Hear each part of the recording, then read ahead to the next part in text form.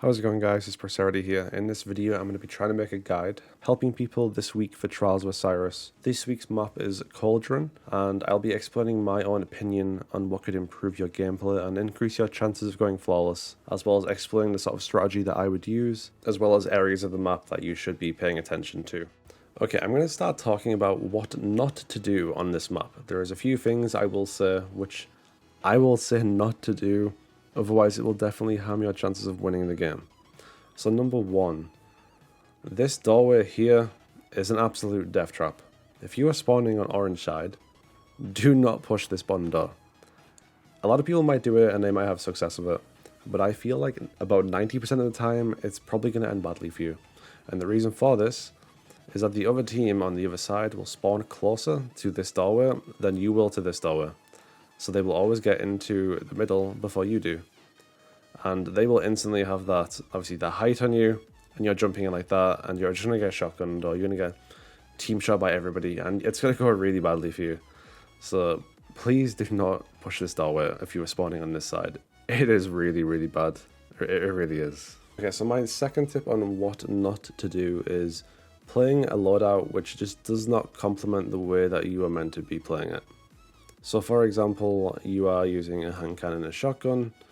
You shouldn't be sitting at the back of the map like a sniper player, playing stupid like this, expecting this to be, playing at the finest where you could be playing.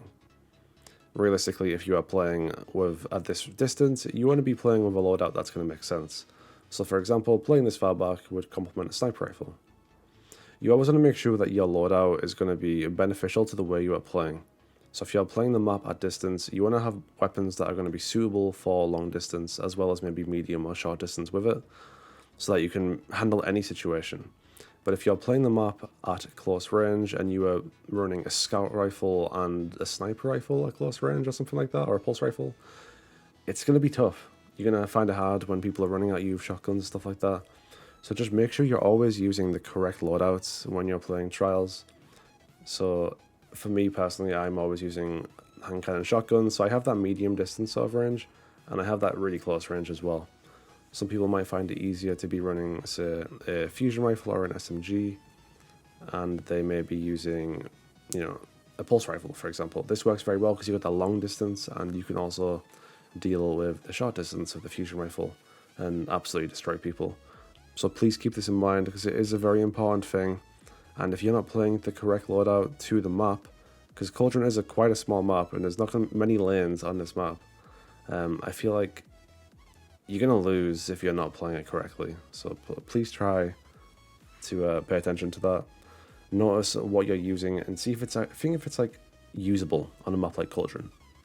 Because not every weapon is going to work very well on this map. And stuff like scout rifles are just really not going to work. They might work here and there, but for the most part, it's really not going to be beneficial for yourself.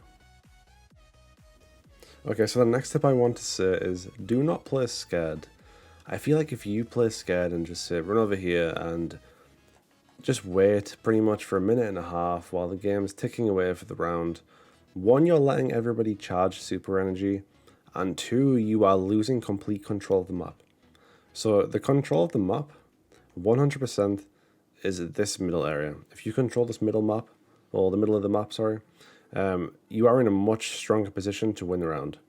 So if anybody is, say, standing out here, or you're standing out into the orange area over here, you're definitely in a much weaker position as the round is going on. Because at the end of the day, not only does heavy spawn here, you also get the point which spawns here. I'm also aware that people can definitely push from the side, but if your team is pretty much sat in one of these rooms while the time is ticking away, you are losing control of by far the most important area on this map.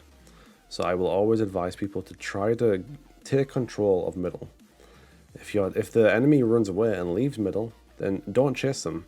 Just simply stay in middle and just get ready for the end of the round. Because it's a much smarter way to be playing, and if you leave this room, then you're giving the potential control back to the enemy team, and by doing so, you could easily lose a round. Okay, so for this next section, I want to talk about things to watch out for on Cauldron. The first thing I will recommend that you watch out for as a player on Cauldron is if people are using Dynamo on the other team. So Dynamo is the mod which is for Void, I believe, which basically is here.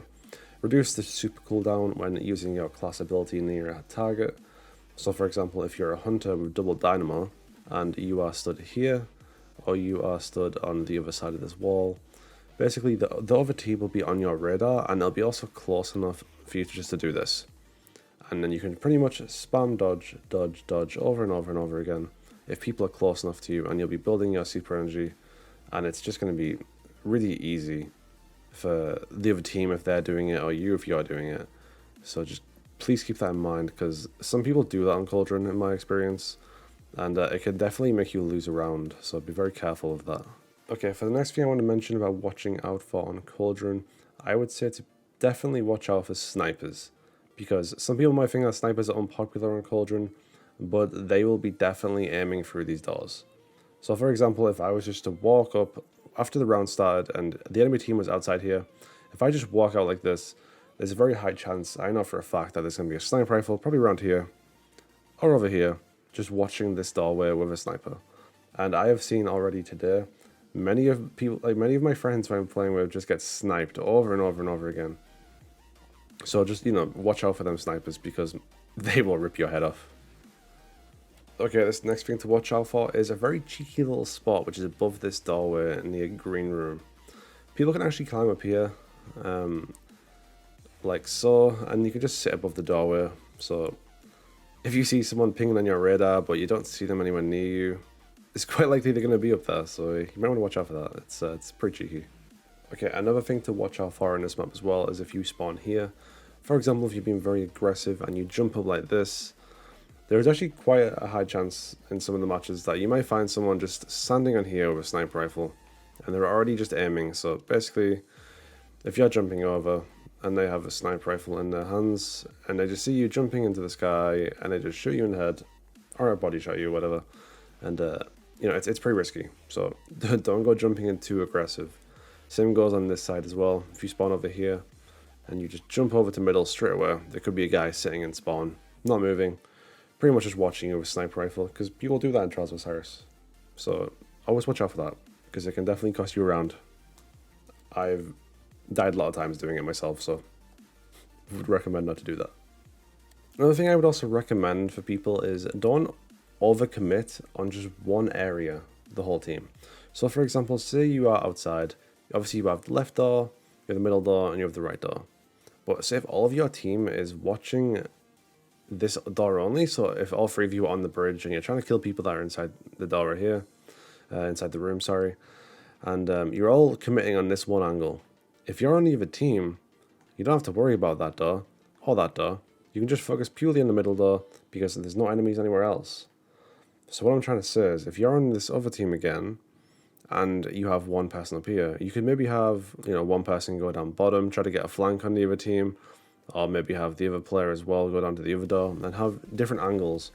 Because if you're inside this room and the other opposition, and you have someone shooting you from this door and also left and right, it makes things a lot harder for the other team, and it's definitely more troubling for them. So that's also something that you need to, try to do. You don't want to just focus on one little area of attack. You want to kind of have different areas where you can make it difficult for the other team. There's one more thing I want to talk about, and that is map rotations and map control. As I said earlier in the video, the middle of the map is definitely the control on this map. Because like I said, you have heavy and you have the point very close, and if the opposition is outside of either of these doors, they are losing control of the map completely. So if someone dies, for example, always try to keep that revive down. So if you snipe somebody out here, don't just sit back here. Just don't. You really will need to push out in that case. You might have control, but if you have an orb down and you can, keep pushing on that and get another person down, it's much better than having them get the revive and then the round pretty much is, back to how it was at the start. So you always want to make sure that when you get somebody down, you want to push on them and, try to put the team under some pressure that you're up against. But if you do get basically another team pushing in and you are struggling to keep control of middle, then do not be scared to rotate. So say for example they're pushing inside and you need to rotate, don't be scared for the team to push outside and just rotate and just try to get another angle and try to figure out another way to kind of get back into the middle to gain control of the map. because not every game will be easy. Not every game you will have map control. There'll be times when you lose map control, and there'll be times when you need to try and get it back. It's just part of the game, and I do hope that some of the advice that I have mentioned in this video has helped you a little bit. And if you have any questions, please do feel free to mention it in the comments, and I will do my best to help you out the best I can.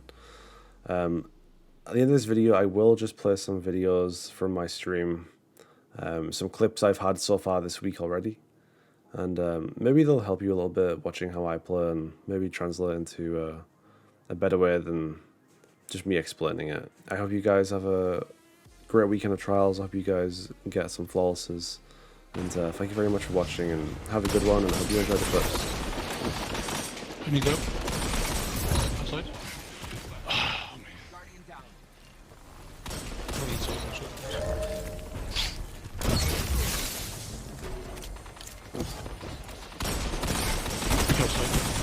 Got that heavy. I got it. I made that hard of myself.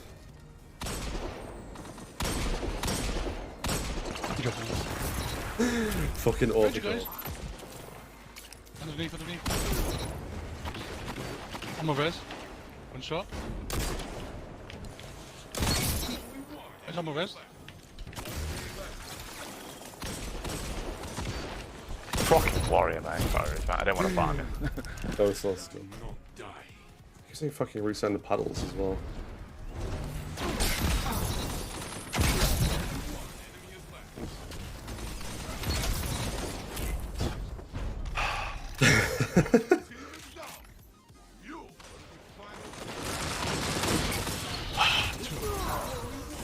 Last guy's one shot. I'll take it.